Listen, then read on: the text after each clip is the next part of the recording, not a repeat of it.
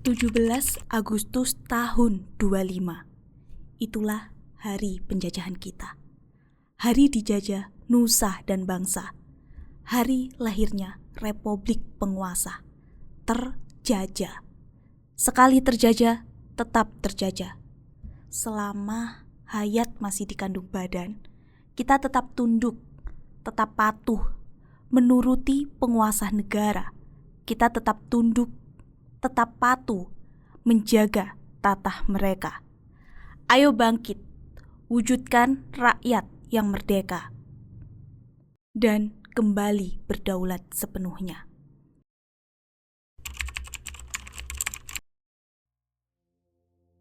"17 Agustus di negeri ini sudah lama kehilangan maknanya.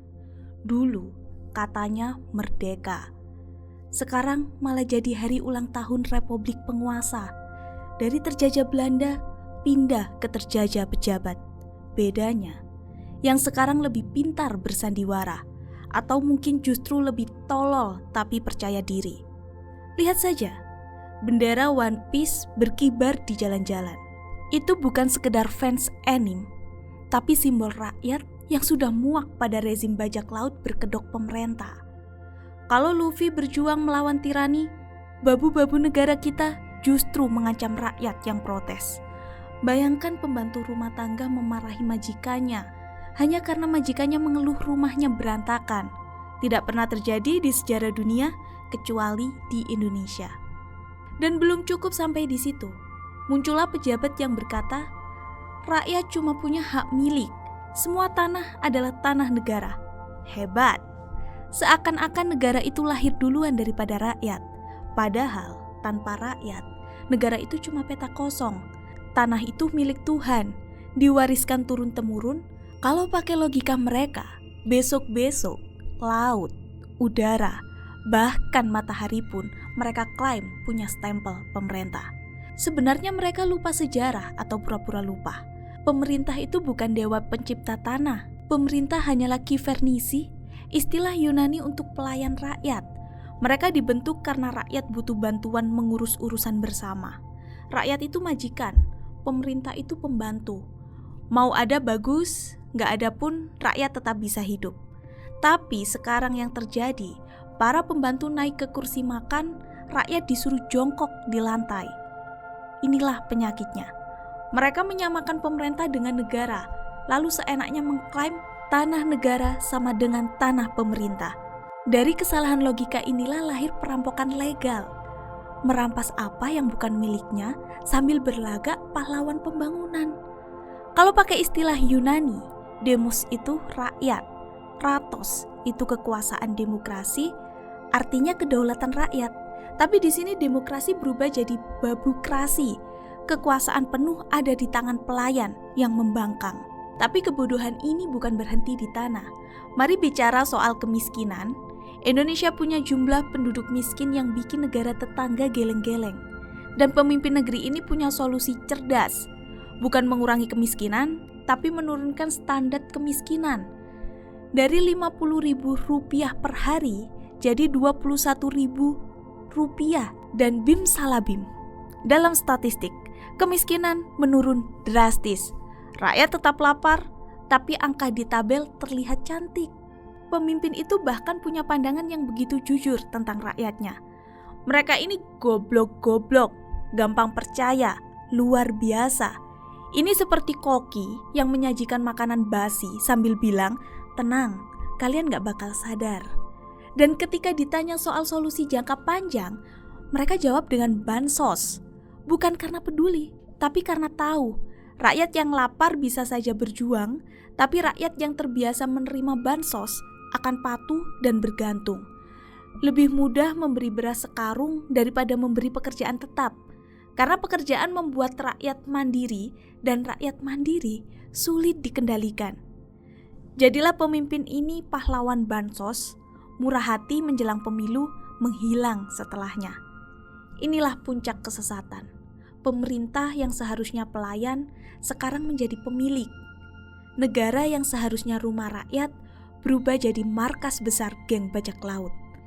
Demokrasi yang seharusnya kedaulatan rakyat kini jadi babokrasi. Kekuasaan penuh ada di tangan pembantu yang berkhianat. Lalu ada satu hal yang tak pernah berubah. Di mana Indonesia dipijak, di situ rakyat dipajak. Setiap langkah rakyat selalu dihitung sebagai peluang pemasukan negara. Pertanyaannya, ini pajak demi pembangunan atau karena pemerintah sudah kehabisan uang buat dikorupsi? Kalau melihat gaya hidup mereka yang mewah dan proyek-proyek fiktif yang entah kemana, rasanya jawabannya sudah jelas. Singkatnya, pemerintah memungut pajak dari rakyat yang bahkan untuk makan pun susah. Uang pajak malah dibuang untuk bansos dan subsidi yang sering dipakai buat pencitraan, sementara pembangunan yang benar-benar dibutuhkan rakyat jarang disentuh. Rakyat terus dipaksa bayar pajak, padahal uangnya sering bocor karena dikorupsi, seperti ember bolong yang terus diisi air. Jadi mari kita luruskan, pemerintah itu hanyalah pekerja. Sebutan yang lebih pas, babu, pelayan, abdi, mandataris, pekerja, pembantu. Mereka itu bukan raja. Mereka bukan pemilik negeri ini. Mereka hanyalah orang yang kita gaji untuk bekerja dan bisa kita pecat kapan saja. Kalau ada yang bilang, emang mbahmu yang ciptain tanah? Jauh saja, bukan. Tapi jelas bukan kamu. Tanah itu ciptaan Tuhan. Rakyatlah pewarisnya. Dan kamu hanyalah pembantu yang bisa kami ganti kapan saja kalau kebanyakan tingkah.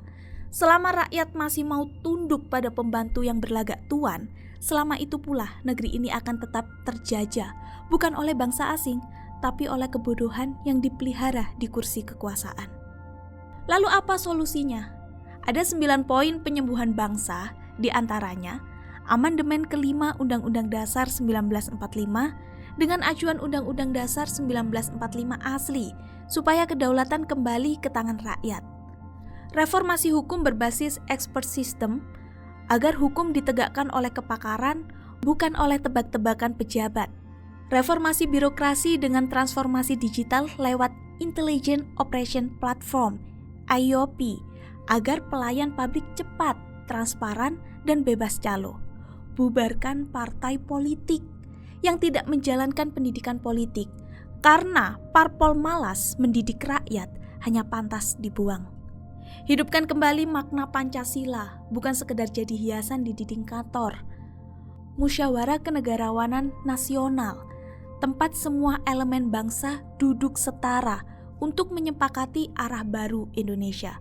Bentuk Dewan Kedaulatan Rakyat ad hoc untuk mengawal amandemen kelima agar tidak disabotase oleh pejabat. Pisahkan lembaga negara dari lembaga pemerintah, supaya yang memerintah tidak bisa seenaknya menguasai negara. Masukkan pendidikan politik ke kurikulum sekolah dasar dan menengah untuk mencetak generasi yang paham hak-haknya dan bermental negarawan. Jika langkah-langkah ini tidak dijalankan, rakyat akan terus jadi objek penipuan statistik, sapi perah pajak, dan target bansos menjelang pemilu. Tapi, jika dijalankan, kita bisa mengembalikan logika yang benar. Negara adalah rumah rakyat, rakyat adalah majikan, dan pemerintah hanyalah pembantu. Kami ingin